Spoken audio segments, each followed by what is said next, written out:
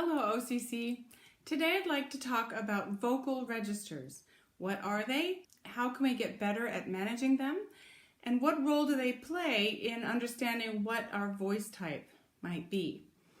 We'll experiment with what they feel like, and we will experiment with how we can make them less intrusive on our singing. America, my home, sweet home.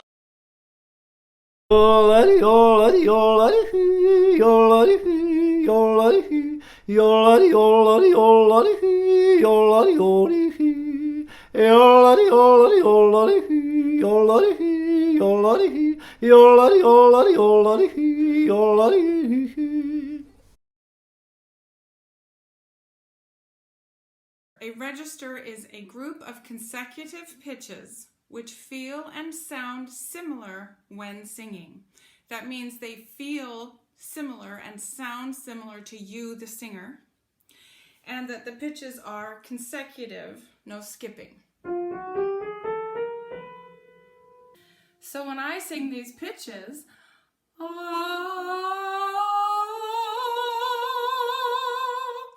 they all feel and sound to me like they're part of a group.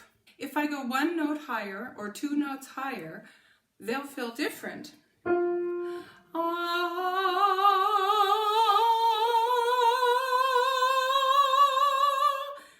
Those top notes now feel like they've entered a different place in my head. The vibrations are going somewhere else. The muscle tensions and work are feeling slightly different.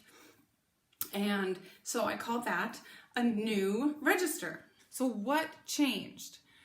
Well, I'd like you to think about the larynx. It contains 5 pairs of muscles inside it.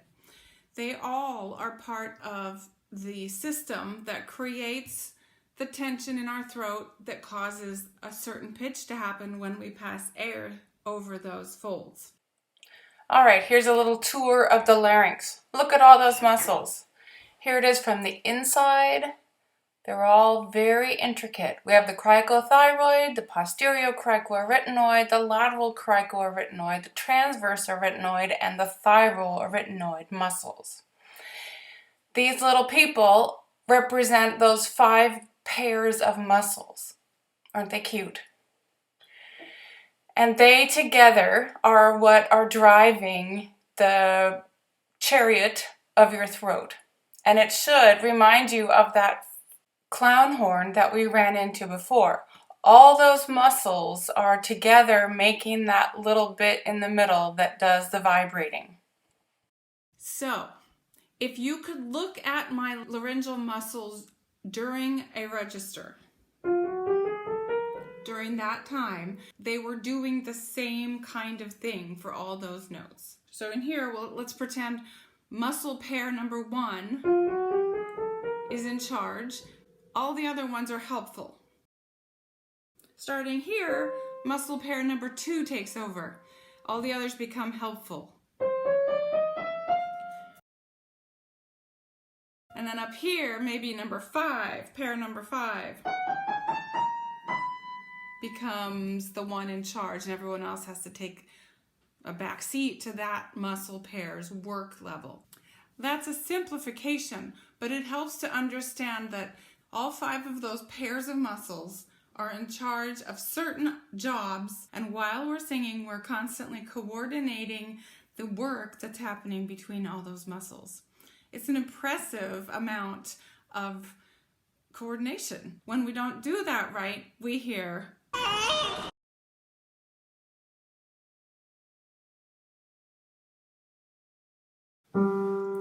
okay, so the person who is most relaxed about letting these muscles do all they can do has a more wide range than they would have if they weren't relaxed. So if I were an alto who was actually a soprano but not having learned yet how to do it, I would go and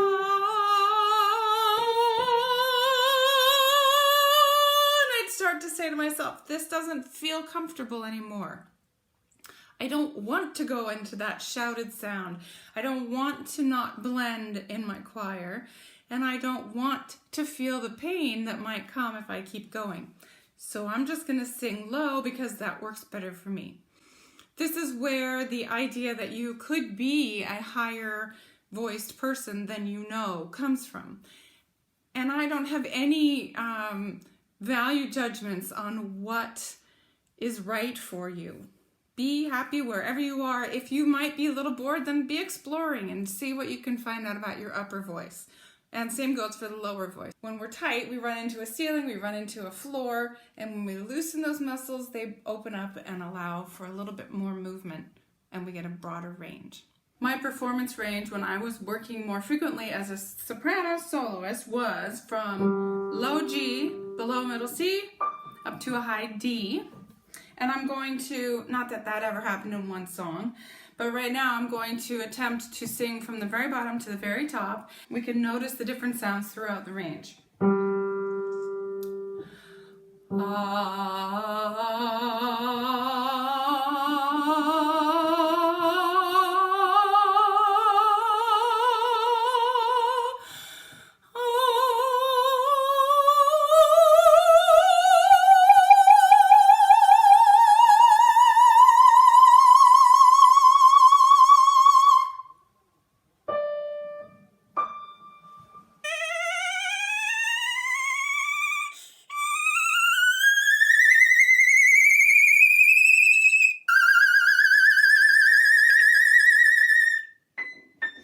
I didn't quite get up to the D.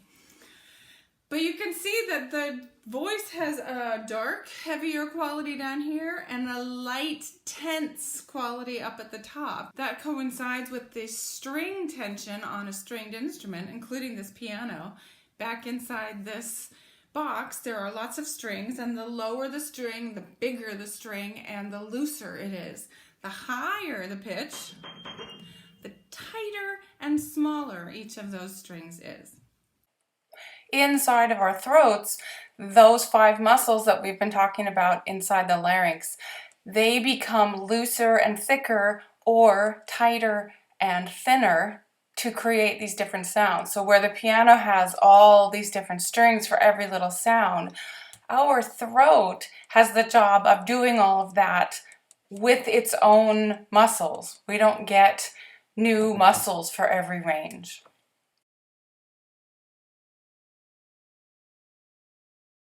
So let's experiment a little bit with finding what our voice feels like when we mess around with registers.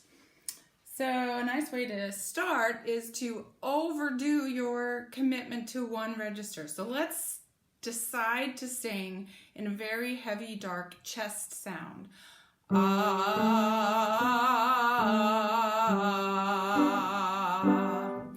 That's not likely a sound that I'm going to use on stage too often, but it shows me how the voice works. Can you sing this with me? And as we go higher, your voice might want to shift gears, might want to shift modes, so that it can be more comfortable as it goes higher. But we're going to ask it not to.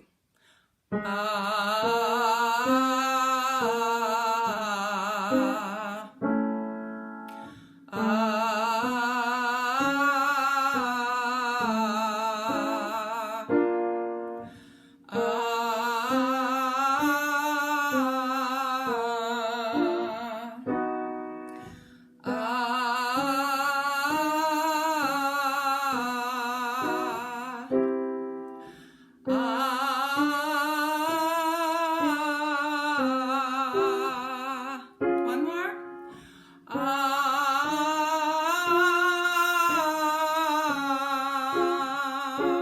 What your voice probably wants to do right now, and mine does too, is something more like this.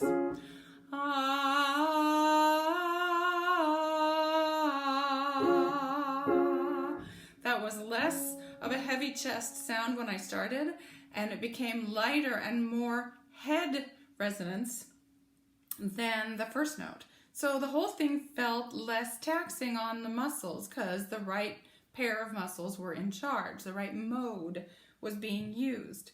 Another way you can feel that is to try and take your head voice down lower than you might normally do. Meow, meow, meow, meow, meow. I'm making a little cat sound because it's easier for us to find this type of sound when we're thinking about being a character rather than representing ourselves.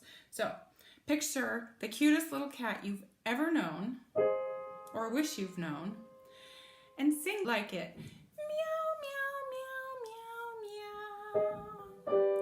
Meow, meow, meow, meow, meow. Meow, meow, meow, meow, meow. A bigger cat might sound meow, meow, meow, meow, meow, like that, and that feels more natural to me, but I'm gonna stay in the character of the little kitty. Meow, meow, meow, meow, meow. One more. Meow, meow, meow, meow, meow. That's not very easy to do. The voice, the body is more efficient if it's singing a little bit louder there, which is why we have registers. So we could also go higher. Meow, meow, meow, meow, meow. See if you can go with me as high as you can. If it gets difficult, tell yourself again, I'm just being a little kitty cat. This little kitty cat that I love and would like to snuggle with right now or play with. Meow, meow, meow, meow, meow.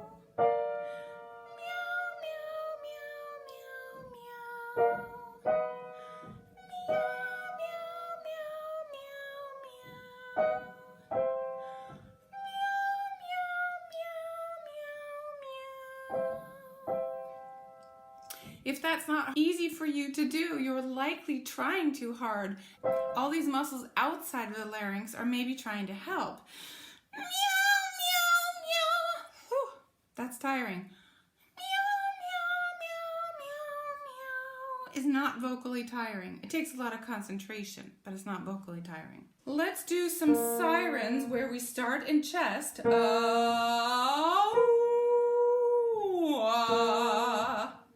Flip to head, and then flip back to chest. Did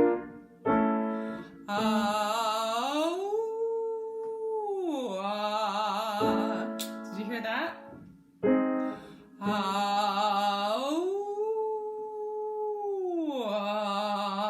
You can hear my break.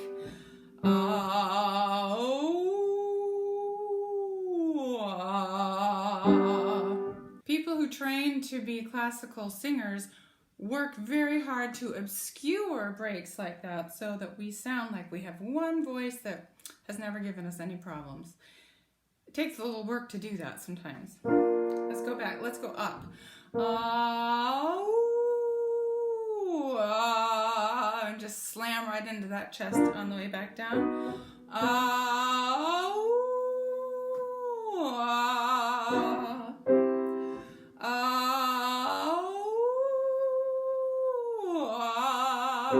Aren't we sounding lovely?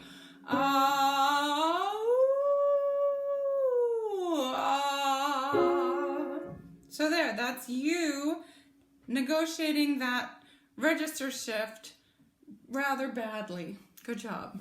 So one of the ways that I like to help people work on their registers is by sliding the voice. The reason I think that works is because sliding the voice doesn't feel like singing perfectly, and so you let go of some of your control. You also could think of it as being more playful, like you're on the playground on a swing set, and moving the voice for the simple joy of whatever you're feeling at that moment. And when we do that, we allow that part of our nervous system that controls the larynx to do the work more prominently than our controlling self. So it's useful. I'm starting in something that's a chesty mix and going up to a heady mix.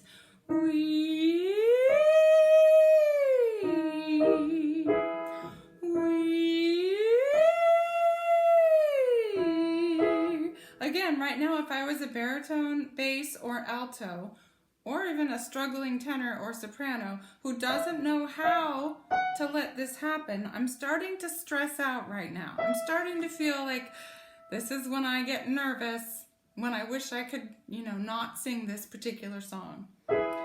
So for the purposes of experiment, Put yourself on the playground, put yourself in the little kitty cat mode, do something playful and non-work and non-perfectionist and see what happens. If you are a guy, let the voice flip into your head voice. That would be wonderful because you would not have tried to control. You would have experimented with and experienced what it's like to let the voice be in charge.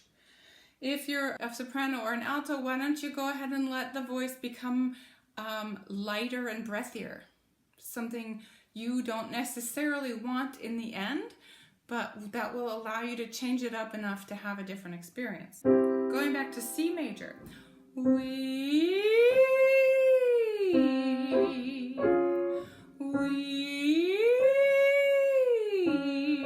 I'm starting my low note in something lighter than we. I'm not doing that. We, because I know I'm going up there. We.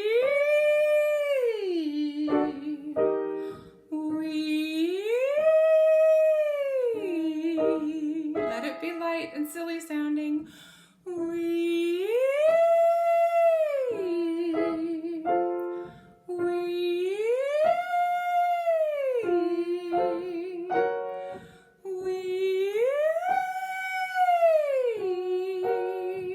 When that octave slide becomes easy, you could add some complication and do this.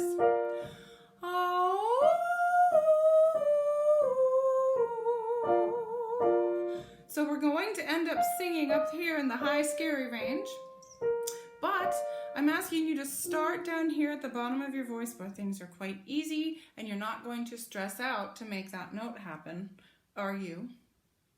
And you're going to slide right up and find yourself happily singing in what was a scary place, and you'll realize over time that it doesn't need to be scary. Okay, so it's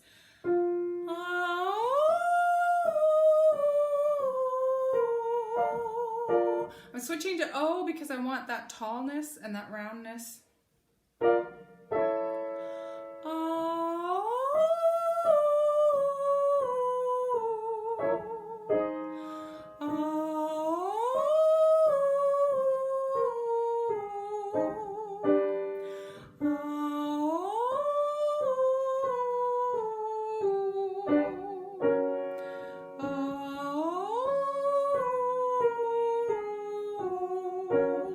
At this point, you could turn around and go up again. Give yourself another shot at doing less and getting out of the way.